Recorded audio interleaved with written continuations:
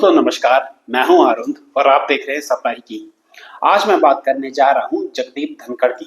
जगदीप धनखड़ अभी भारत के उपराष्ट्रपति और राज्यसभा के सभापति थे, जिन्होंने इस हफ्ते सोमवार को अपने पद से इस्तीफा दे दिया। उन्होंने अपने इस्तीफे का कारण स्वास्थ्य समस्याओं को बताया, परंतु पिछले कुछ समय से जिस तरीके से वो लोगों से मिल रहे थे, भाषण दे रहे थे, उनको देख के लग नहीं रहा था कि उनका स्वास्थ्य किसी भी तरीके से खराब था। हाँ, पिछले कुछ समय से उनकी सेहत को लेकर कुछ खबरें सामने आई।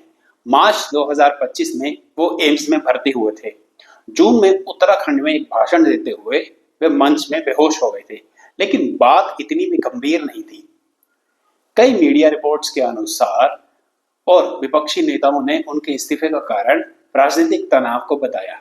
धनखड़ ने राष्ट्रपति के सभापति होने के नाते विपक्ष का जज यशवंत वर्मा के खिलाफ महाभियोग नोटिस स्वीकार किया, जो कि सरकार की इच्छा के विरुद्ध था। सरकार इस कदम से असहज दिखी और इसे बड़े राजनीतिक असंतोष का कारण माना गया। अचानक इस्तीफे से कुछ घंटे पहले उन्होंने बिजनेस एडवाइजरी कमेटी में हिस्सा लिया था, जिसमें भाजपा के वरिष्ठ नेता जैसे जेपी नड्डा, किरण रिजिजू शामिल नहीं हुए। ऐसा बताया गया कि मंत्री बिना सूचना दिए बैठक से दूरी बना गए, जिससे धनखड़ जी आहत हुए। विपक्ष और राजनीतिक विशेषज्ञों का मानना है कि शायद उन्हें दबाव में लाया गया था और उन्हें फोर्स तरीके से इस्तीफा देना पड़ा, ताकि पावर स्ट्रगल और सार्वजनिक विवाद में बचा जा सके। मीडिया और विपक्षी दलों ने सवाल उठाया कि स्वास्थ्य कारण सचमुच भी इतना प्रमुख वजह नहीं थी। इस्तीफे के बाद न तो सरकार के किसी बड़े मंत्री ने कुछ कहा, न प्रधानमंत्री मोदी जी ने तुरंत प्रतिक्रिया दी। मोदी जी जब भी कोई रिटायर होता है राज्यसभा से, तो उसके लिए सदन में भाषण देते हैं, जैसे गुलाम नबी आजाद जी के समय में हुआ था, जैसे हामिद अंसारी जी के समय में हुआ था। कोई व्यक्ति की राजनीतिक विचारधारा कितनी भी अलग क्यों ना हो, प्रधानमंत्री जी उसके लिए विदाई भाषण में कुछ ना कुछ कहते हैं। परंतु बीच कार्यकाल में धनखड़ जी के लिए ना ऐसा कुछ होने वाला है, ना होगा। यह भी कई तरह की चर्चाओं को जन्म देता है कि मामला सिर्फ व्यक्तिगत स्वास्थ्य का नहीं था, लेकिन अचानक इस्तीफे के पीछे और भी कई कारण हैं।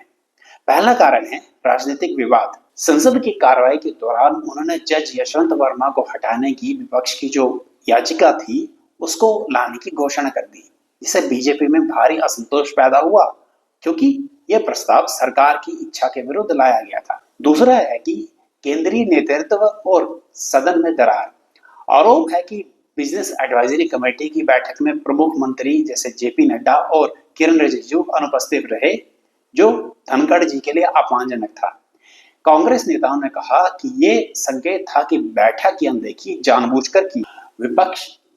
तीसरा है कि कांग्रेस नेता जैसे जयराम रमेश, सुखदेव भगत, विवेक तन्खा आदि ने कहा कि इस्तीफा सिर्फ स्वास्थ्य कारणों के चलते नहीं, बल्कि बहुत गहरी राजनीतिक वजहों से लिया गया है।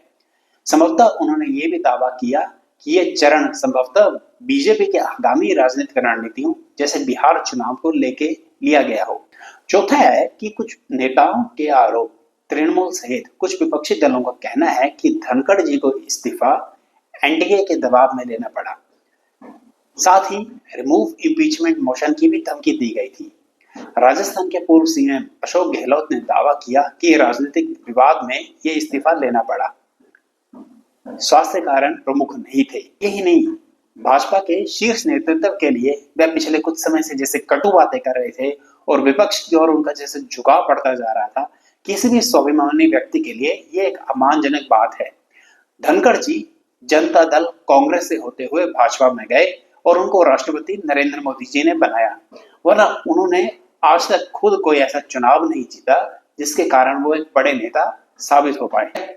इससे पहले पश्चिम बंगाल के गवर्नर जरूर थे, जहां उनका कार्यकाल बहुत बढ़िया था, परंतु जिस तरीके का एटीट्यूड उनका उपराष्ट्रपति बनने के बाद आ गया था, जैसा घमंड उनके अंदर आ गया था, ये दिन एक न एक दिन तो आना ही था। भाजपा ने शायद 2022 में सोचा होगा कि इनको उपराष्ट्रपति बनाने से जाट समाज का वोट उनको मिल जाएगा, परंतु ऐसा कहीं होता हुआ दिखा नहीं।